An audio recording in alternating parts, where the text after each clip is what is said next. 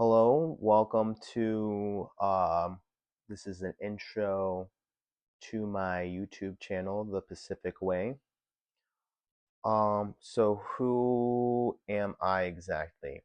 I am John Omer Kaira Nyanzi, but you can call me OK for short. And the reason why I chose that name, it's not only because it's my middle initials and it's pretty cool. I've never really gone like that before, but I just think it's really, neat that I have that because I think as a meditation teacher and teaching people to meditate, it's about being okay and not just okay as like, oh, I'm just fine, but being okay as an act of being resilient. And I just really want to embody that and help people to also be okay by literally being okay. So I am a meditation teacher based here in Chicago, Illinois, and I am also a speaker. I have a talk coming up later on. I intend to post it.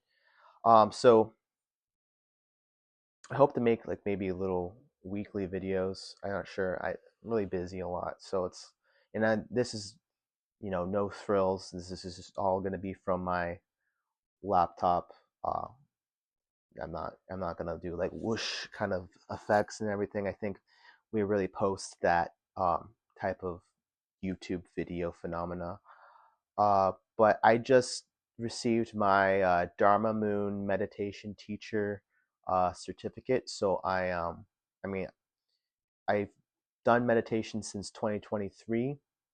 So, and I've been pretty consistent with it. So I felt like, I could really, teach people, but it's nice to have an actual certificate by it. So like I can go somewhere and be like, I have this thing. And they're like, oh, you have this thing. So you're an expert. So yeah, I'm an expert. So I'm an expert in meditation.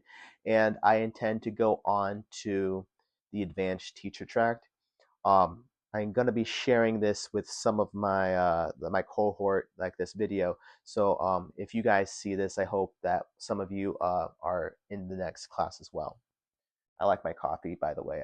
I always drink coffee. That's one of the things that if you know me, you know I drink coffee. Okay, so what am I doing right now? Like I said, I'm trying to get speaking gigs.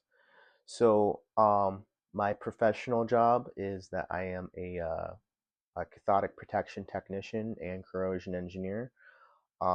I currently work as a technician for the power company, just keeping the power lines safe and free from corrosion. It's a very not very people know about what I do, even in my own company, and it's kind of like I'm like this little hidden group, but well, I'm getting sidetracked into what I do. But like I say, right now, I am an engineer, by training, by degree, and so my idea is like, reaching out and providing mindfulness meditation to people in like leaders, emerging leaders in the engineering field. Like uh, my main target audience as a speaker is to speak to emerging leaders in engineering and technology about mindful communication and leadership.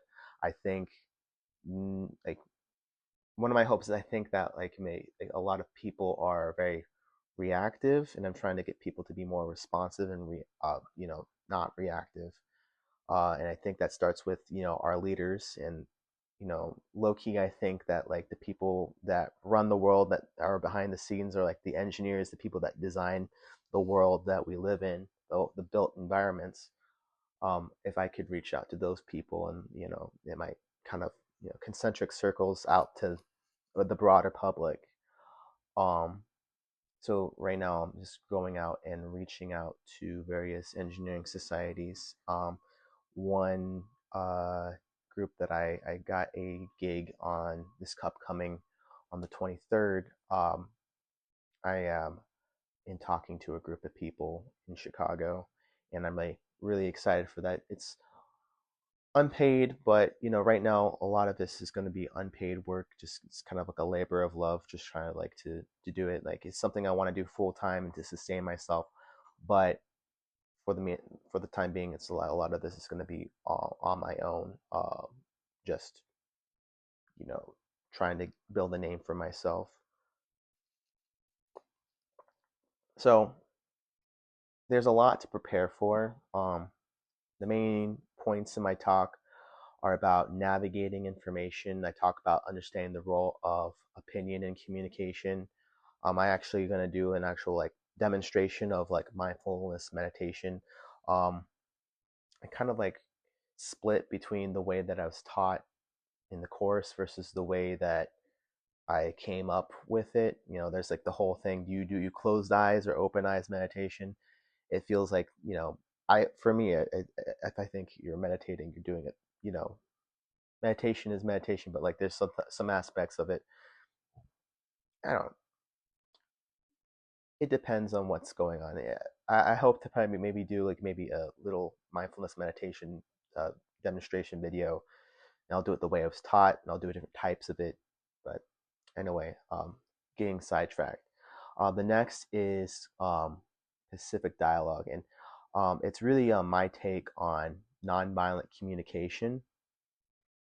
And why am I calling it Pacific dialogue and nonviolent communication? I think that's the main reason, and that's the reason why I've been calling this the Pacific way. Um, I came up with the idea of like there's like even in so if you don't know what NVC is, nonviolent communication, that it is a framework developed by Dr. Marshall Rosenberg. He he's unfortunately no longer with us, but he was a psychologist that really developed a way, like because he kind of felt like as his time as a psychotherapist, he really saw that people don't really have a good way of communicating their needs, and they're kind of like our language is very much disconnected from how we feel. We don't have a language to talk about how we feel, and also oftentimes we're discouraged from sharing how we feel in certain situations, and we don't understand that our language is connected, or our feelings are connected to our met or unmet needs. And so I think a lot of that happened at the time. Like he even like thought the name nonviolent communication was not a good name for what he was trying to do, because um the nonviolent, that starts with a negative. It tells you what you shouldn't do as opposed to what you should do. And I am in agreement with that. And I took it a step further. I'm like, well, let me just call this Pacific, and then Pacific communication. I also choose like dialogue. Sorry, guys. My computer fell asleep. I gotta change that. So that was why I did a little thing there. So I chose the name dialogue because I think, communication kind of like things is like broadcasting. Like you think communication is just a one way. I mean, it's kind of communication. Yes, communication is a two-way street, like the old adage, yeah. But a lot of communication, when you say communication, to me, that's broadcasting. It's not giving and receiving. It's very much one-sided. So but like dialogue, it's already in the language of dialogue. So also, why did I call it Pacific? Pacific, if you didn't know, it means peaceful in intent. It's already in the language about like, and then so it's like, and it's also, I contrast it to pacifism, because I know what maybe someone who is a pacifist might disagree with the whole language, but like when I think about pacifism, I think about it's that idea, like kind of like a very waifish person that is very how should I say?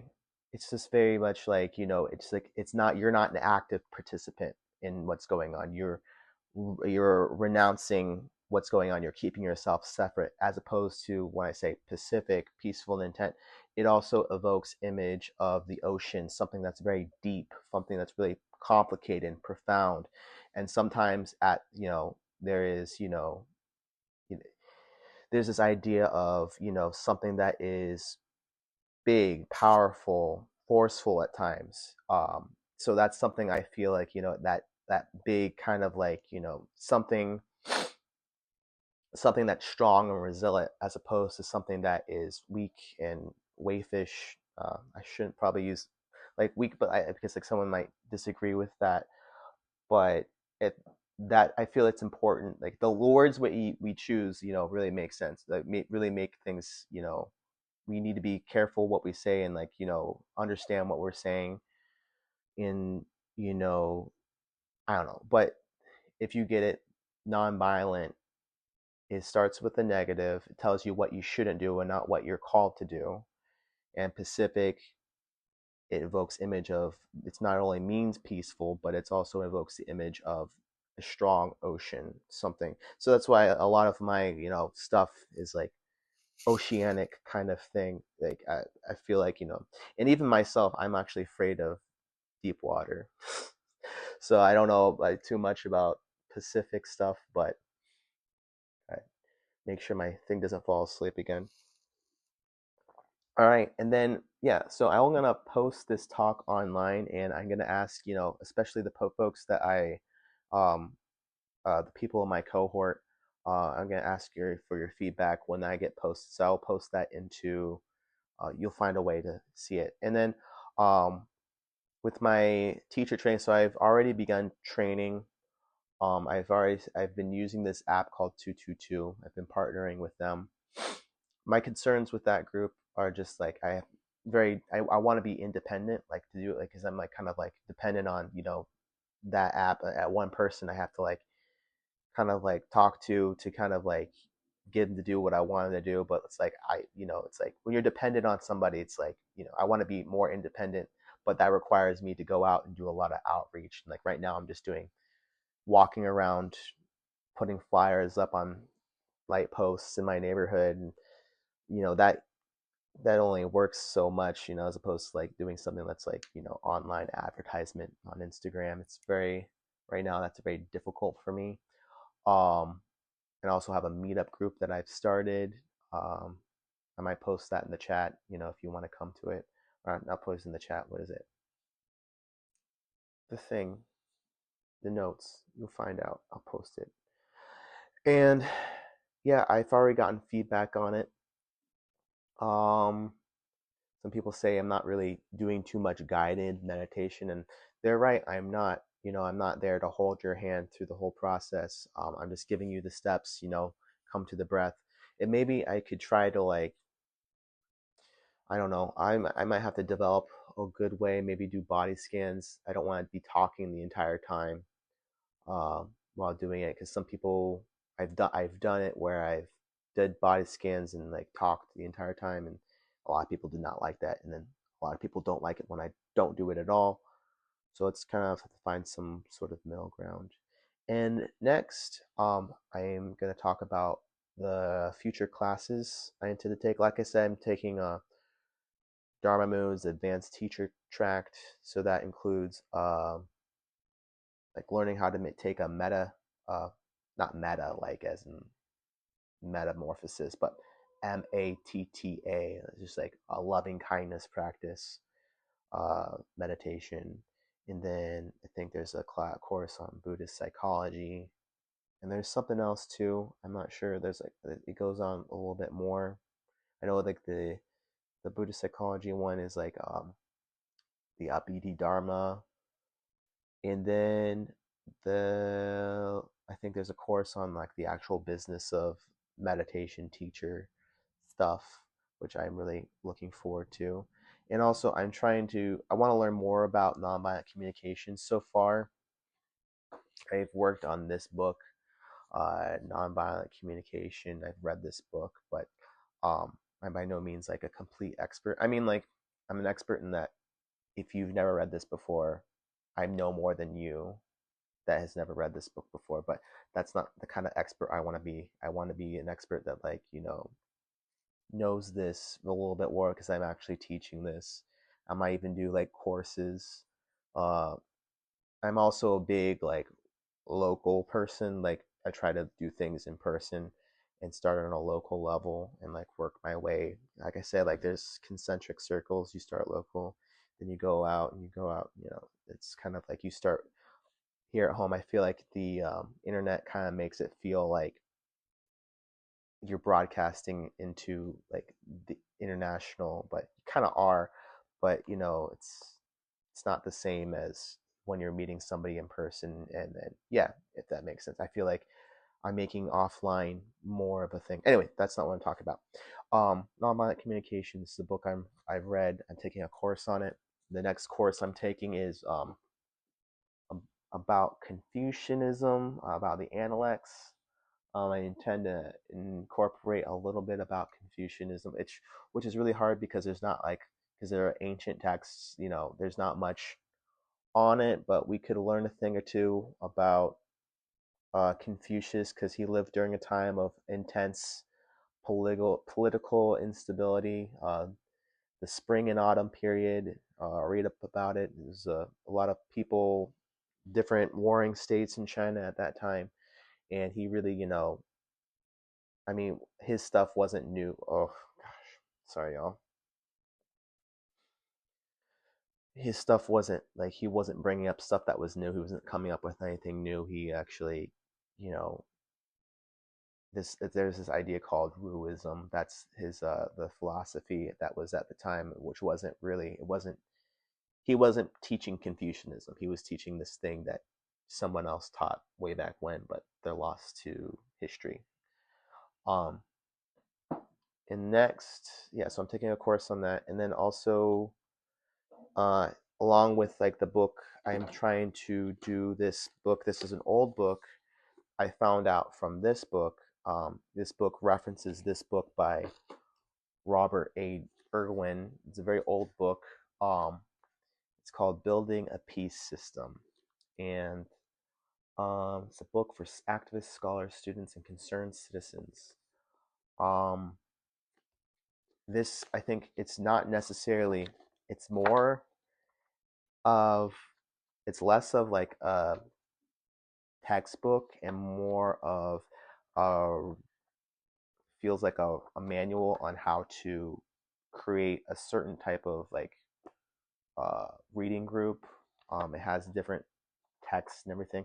I might keep on, you know, the way that I use this book might, I ain't gonna read this book, but I'm gonna try to develop some sort of like reading group about how to build a peace system. Um, it talks about what a peace system is and how it's like right now what we have is a war system, especially in terms of like, this was in the before the this is like Cold War era. Um, this is right before the Berlin Wall fell, and there was this idea of it still exists, I guess, mutual assured destruction, um, where basically, how should I say it? Mutually assured destruction.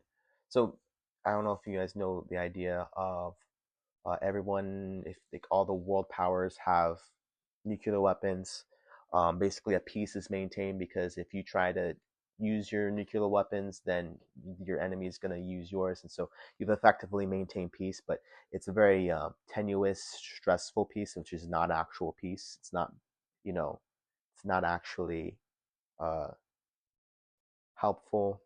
You know, it's like it's a peace that like, you know, it asserts control and domination as opposed to like, you know, and anyway, I'm gonna get into it. Um, but that's all the stuff I'm doing. Um,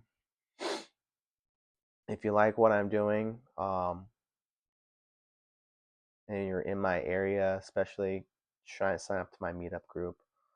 Um, if you like and subscribe, like we always say, like and subscribe. It's very important. If you like what I'm doing or you want to support me, um, mhm.